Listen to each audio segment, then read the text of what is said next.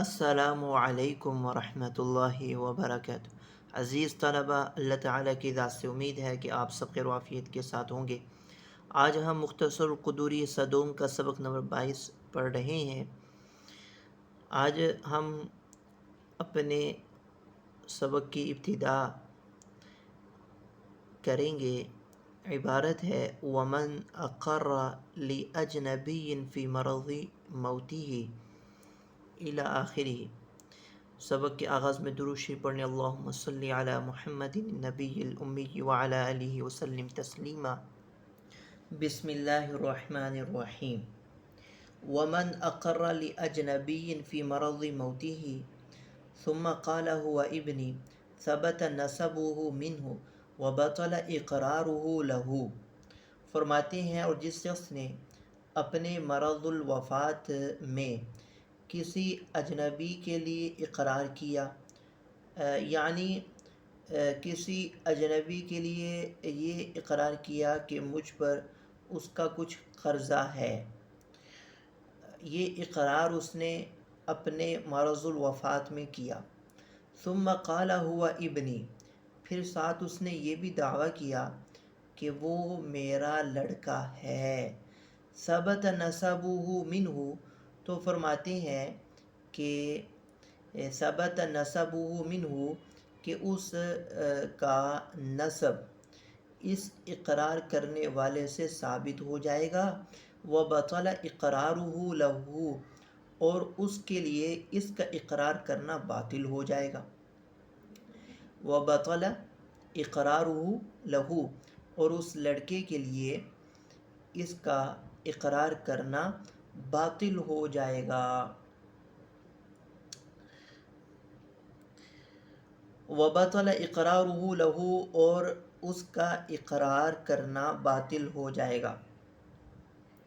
یعنی ایک شخص جس نے اپنے مرض الوفات میں کسی اجنبی شخص کے لیے یہ اقرار کیا کہ مجھ پر اس کا کچھ قرضہ ہے، اور پھر وہ یہ دعویٰ کرتا ہے کہ یہ تو میرا لڑکا ہے، تو اس صورت میں حکم یہ بیان کیا کہ اس کا نسب ثابت ہو جائے گا، اور نسب کے ثابت ہونے سے اس کے حق میں جو اقرار کیا تھا وہ باطل ہو جائے گا۔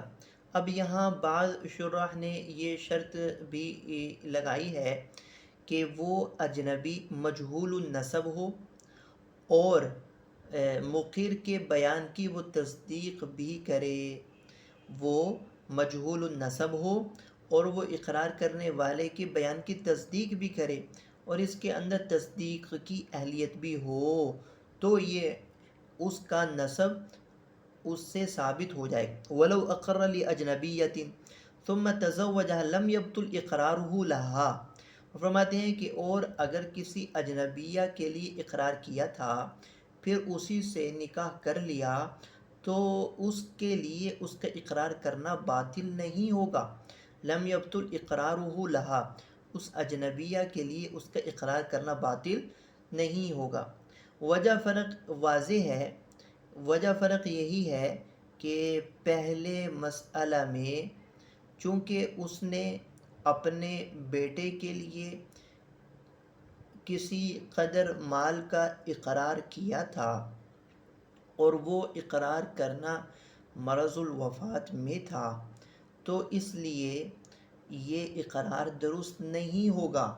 ہم پہلے پڑھ چکے ہیں کہ مریض کا اپنے ورثاء کے لیے اقرار کرنا باطل ہوتا ہے، تو چونکہ وہ اسی کا لڑکا تھا تو اس کے کا اپنے بیٹے کے لیے اقرار کرنا یہ درست نہیں ہوگا۔ اور جبکہ یہاں اس نے جس اجنبیہ عورت کے لیے اقرار کیا، جس زمانے میں کیا، وہ ابھی تک اس کے حرم میں نہیں آئی، یعنی اس کے نکاح میں نہیں آئی تھی، تو گویا اس نے اجنبیہ کے لیے اقرار کیا تھا، جو کہ اقرار درست ہوگا۔ ومن طلق امرأته في مرض موت ثلاثة ثم اقر لها بدين ومات فلها الاقل من الدين ومن میراثها منه۔ فرماتے ہیں کہ جس نے اپنے مرض الوفات میں اپنی بیوی کو 3 طلاقیں دیں، پھر اسی کے لیے عدت میں قرضے کا اقرار کیا، یعنی کہ اس کے لیے کسی قدر قرضہ کا اقرار کرتا ہے، یعنی کہ مجھ پر اس کا کچھ قرضہ ہے اور وہ اس دوران وہ فوت ہو جاتا ہے، تو شریعت یہ کہتی ہے کہ اس عورت کو قرضہ اور میراث میں سے جو کم حصہ ہے وہ اس کا حق ہے۔ فَلَهَا الْأَقَلُّ مِنَ الدَّيْنِ وَمِن مِيرَاثِهَا مِنْهُ، اس عورت کو قرضے اور میراث میں سے جو کم مقدار ہے وہ اس کا حصہ ہے۔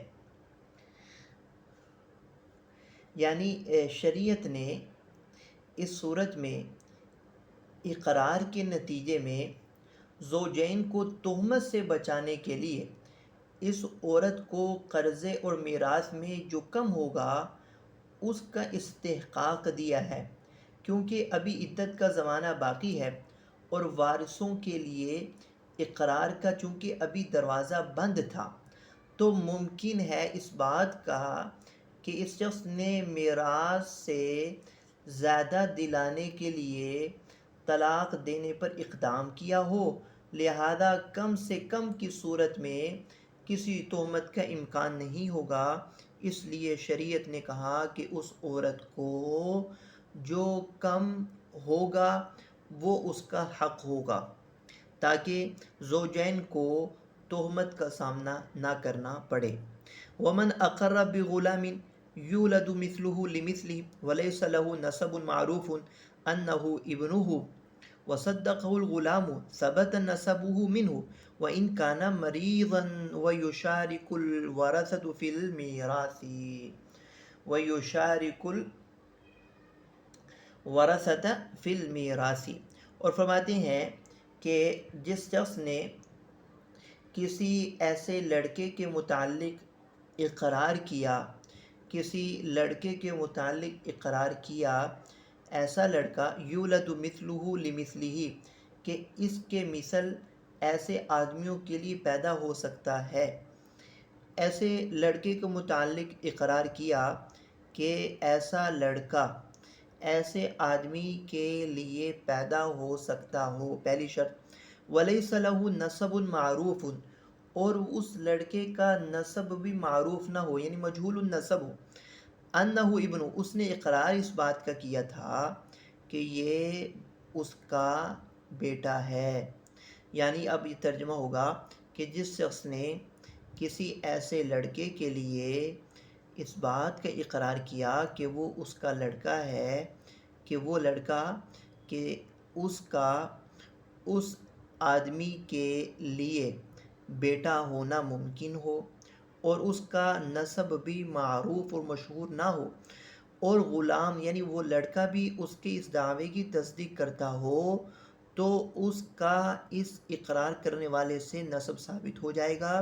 وَإِن كَانَ مَرِيضًا، وَإِن كَانَ مَرِيضًا، اگرچہ اقرار کرنے والا وہ بیمار ہو، مریض ہو، اگرچہ مقر مریض ہو، وَيُشَارِكُ الْوَرَثَةَ فِي الْمِيرَاثِ، اور وہ لڑکا میراث میں ورثاء کے ساتھ شریک ہوگا۔ یعنی یہاں پر یہ بتایا ہے کہ اگر ایک شخص نے کسی بچے کے متعلق یہ اقرار کرتا ہے کہ یہ میرا بچہ ہے، تو اس بچے کا نسب اقرار کرنے والے سے ثابت ہو جائے گا، اگرچہ اقرار کرنے والے نے مرض الوفات میں ہی اس کا اقرار کیا ہو۔ البتہ ثبوت نسب کے لیے چند شرائط ہیں۔ پہلی شرط تو یہ بیان کی کہ اس جیسا بچہ اس کے ہاں پیدا ہونا ممکن ہو، یولد مثلہ لمثلہ، کہ اس جیسا بچہ اس کے ہاں پیدا ہونا ممکن ہو، تاکہ بظاہر اس کی تکذیب نہ ہو۔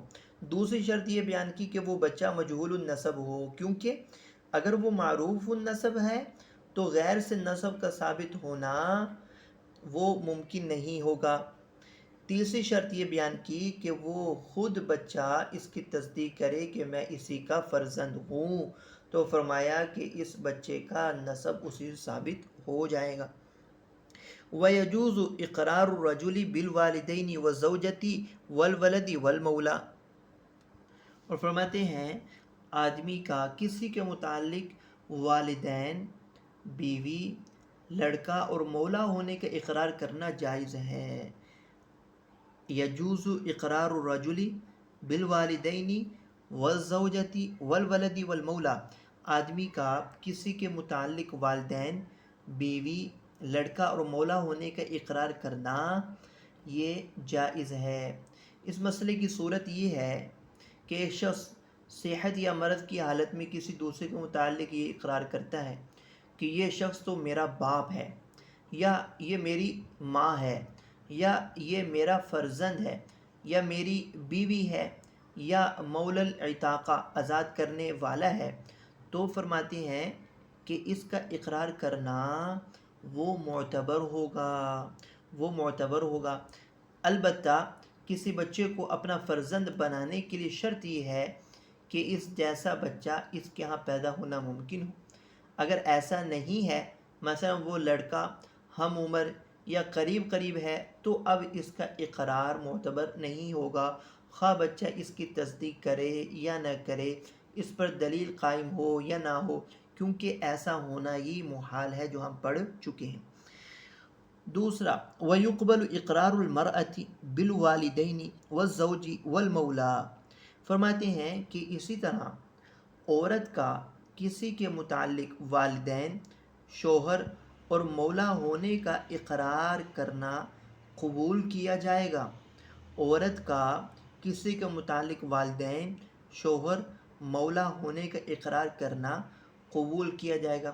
یعنی کوئی عورت کسی غیر کے متعلق یہ اقرار کرے کہ یہ شخص تو میرا باپ ہے، یا میری ماں ہے، یا یہ میرا شوہر ہے، یا یہ میرا مولا ہے، تو اس کا یہ اقرار معتبر ہوگا۔ وَلَا يُقْبَلُ إِقْرَارُهَا بِالْوَلَدِ، البتہ کسی لڑکے کے متعلق کہے کہ یہ میرا بیٹا ہے، تو اس اقرار کے معتبر ہونے کی فرمایا کہ دو ہی صورتیں ہیں کہ اس عورت کا لڑکے کے متعلق اقرار کرنا قبول نہیں کیا جائے گا، الا یہ کہ ان یصدقها الزوج فی ذلک، کہ شوہر اس عورت کی تصدیق کرے اس سلسلے میں، او تشہد بولادتها قابلۃ، یا پھر دائیا اس کے پیدائش کی گواہی دے، یا پھر دائیا گواہی دے، اس سے پیدائش کی دائیا گواہی دے۔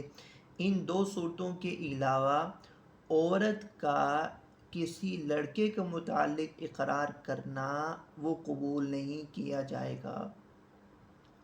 ومن اقر بنسب من غیر الوالدین والولد مثل الاخ والعم لم يقبل اقرارہ بالنسب، اور جس شخص نے والدین اور اولاد کے علاوہ کے نسب کا اقرار کیا، مثلا چچا، بھائی، تو نسب کے متعلق اس کا اقرار قبول نہیں ہوگا۔ تو یہاں یہ فرما دیا کہ والدین اور اولاد کے علاوہ کے نسب کا اقرار کرتا ہے، مثلا بھائی ہے یا چچا، تو نسب کے متعلق اس کا یہ اقرار قبول نہیں ہوگا۔ فإن كان له وارث معروف قریب او بعید، لہذا اگر تو اس کا کوئی معروف نسب وارث خواہ قریبی رشتہ دار ہو یا دور کا ہو، فہو اولی بالمیراث من المقر لہ، تو وہی میراث کا مقر لہو سے زیادہ مستحق ہوگا۔ تو اگر وہ اس کا کوئی وارث معروف النسب خواہ قریب کا ہو یا دور کا ہو، تو میراث کا مقر لہو سے زیادہ وہی مستحق ہوگا۔ فإن لم يكن له وارث استحق المقر له میراثه، اور اگر اس اقرار کرنے والے کا کوئی وارث ہی نہیں ہے تو مقر لہو اس کی میراث کا مستحق ہوگا۔ اوپر تو یہ تھا کہ اگر اس کا وارث معروف النسب وہ قریبی رشتہ دار ہو یا دور کا ہو موجود ہے، تو میراث کا مقر لہو کی بنسبت وہ زیادہ حقدار ہے۔ اگر تو اس کا کوئی وارث نہیں ہے تو مقر لہو اس کی میراث کا مستحق ہوگا۔ ومن مات ابوہ فاقر بأخ لم يثبت نسب اخیہ منہ ویشارکہ فی المیراث، جس شخص کے والد کا انتقال ہو گیا اور اس نے کسی کے متعلق بھائی ہونے کا اقرار کیا تو اس سے اس کے بھائی ہونے کا نسب ثابت نہیں ہوگا۔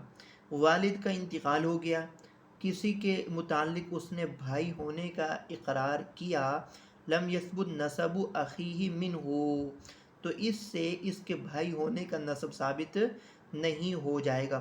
وَيُشَارِكُهُ فِي الْمِيرَاثِ، البتہ یہ دعویٰ کرنے سے اور اقرار کرنے سے وہ میراث میں اس کا شریک البتہ ہو جائے گا۔